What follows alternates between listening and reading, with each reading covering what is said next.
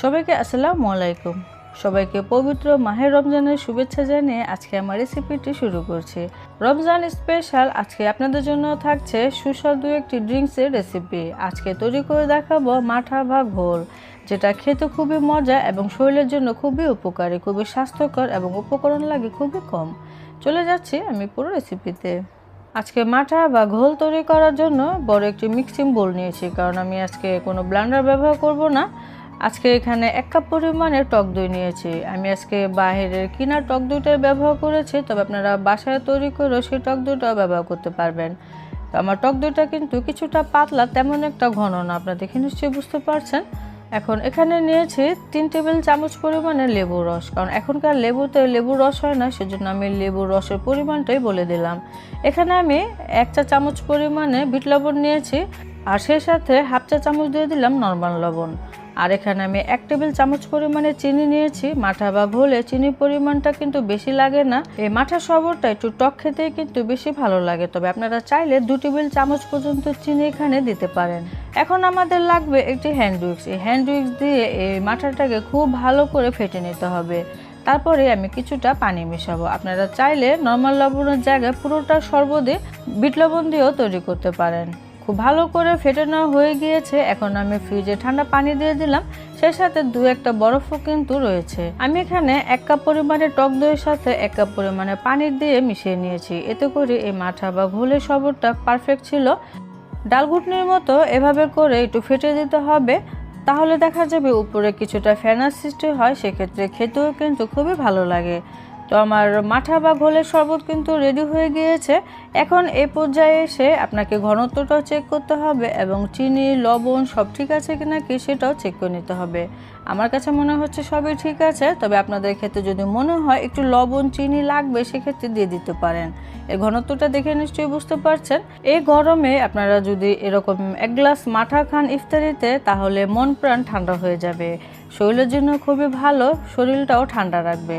এখন আমি আমার এই মাঠা পরিবেশন করব, তবে ঢালার সুবিধার্থে আমি একটি জগে ঢেলে নিচ্ছি। আমার এই মাঠা পরিবেশন করার আগে 2 গ্লাসে 2টা আইস কিউব রেখেছি, এতে করে খেতেও ভালো লাগে আবার ঠান্ডা ঠান্ডা লাগে। এখন আমি মাঠা পরিবেশন করছি।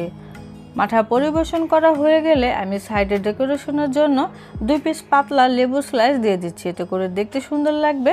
আর যেটা দেখতে সুন্দর লাগে সেটা খেতেও কিন্তু ভালো লাগে। আমার এখানে 2 গ্লাস মাঠা খুব সুন্দরভাবে হয়ে গিয়েছে। ভিডিওটি ভালো লাগলে কমেন্ট করবেন আর লাইক দিতে ভুলে যাবেন না। আজকে তৈরি করে দেখাবো মিষ্টি দই দিয়ে ঠান্ডা ঠান্ডা লাচ্ছি, যেটা খেলে আপনার মন প্রাণ দুটোটাই ঠান্ডা হয়ে যাবে এবং শরীরটাও ঠান্ডা রাখবে। আশা করছি ভিডিওটি ভালো লাগবে। আজকে এই লাচ্ছি তৈরি করার জন্য একটি ব্লেন্ডার লাগবে। এখানে আমি একটি ব্লেন্ডারের জার নিয়েছি এবং নিয়ে নিচ্ছি মিষ্টি দই। আমি এখানে 1 কাপ পরিমাণে মিষ্টি দই নিয়েছি, আর চেষ্টা করবেন অবশ্যই দইটা ভালো মানের নিতে, তাহলে আপনার লাচ্ছিটা কিন্তু খুবই মজা হবে। আমার এই দইটা কিন্তু খুবই ভালো ছিল। এখানে আমি 1 কাপ পরিমাণে ঠান্ডা পানি দিয়ে দিলাম এবং সেই সাথে দিয়ে দিয়েছি 1 কাপ পরিমাণে লিকুইড দুধ। এই দুধটা দিবেন অবশ্যই, এতে করে খেতে কিন্তু খুবই ভালো লাগে। তারপর দিয়ে দিচ্ছি 3 টেবিল চামচ পরিমাণে চিনি। মিষ্টিটা নিজেদের টেস্ট অনুযায়ী বাড়িয়ে কমিয়ে দিতে পারেন। এখানে আমি কিছুটা ক্রাশ করা আইস কিউব দিয়ে দিলাম। তারপরে ব্লেন্ডারটাকে এখন চালু করব। এই লাচ্ছি তৈরি করতে কিন্তু বেশি একটা সময় লাগে না, চটজলদি লাচ্ছি তৈরি হয়ে যায়। এই শরবত তৈরি করতে বেশিক্ষণ ব্লেন্ড করতে হবে না, প্রায় 1 থেকে 1.5 মিনিটের মতো ব্লেন্ড করলে আমাদের লাচ্ছি তৈরি হয়ে যাবে। চিনিটা গললে কিন্তু হয়ে যাবে। তারপরে নামিয়ে আপনারা মিষ্টিটা চেক করতে পারেন এবং ঘনত্বটাও দেখে নিতে পারেন। লাচ্ছিতে কিন্তু এরকম ঘনত্বই হবে, আর একটু ঘন হলে খেতে মজা লাগে। এখন আমি 2টি গ্লাসে কিছুটা আইস কিউব দিয়ে দিচ্ছি। আমি এই লাচ্ছিতে একটি উপকরণ দিয়েছি যেটা আপনাদের দেখানো হয়নি। আমি 2 চিমটির মতো লবণ দিয়েছিলাম, তবে এটা অপশনাল হিসেবে রাখলাম।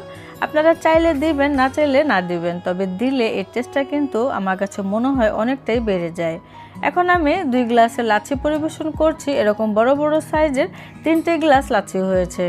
আপনারা অবশ্যই এভাবে করে চেষ্টা করবেন, আমি আশা করছি আপনাদের কাছেও ভালো লাগবে। আজকে ভিডিওটি ভালো লাগলে অবশ্যই কমেন্টে জানাবেন কেমন হলো এবং ভিডিওতে একটি লাইক দিতে ভুলে যাবেন না। আজকের মতো বিদায় নিচ্ছি, খোদা হাফেজ।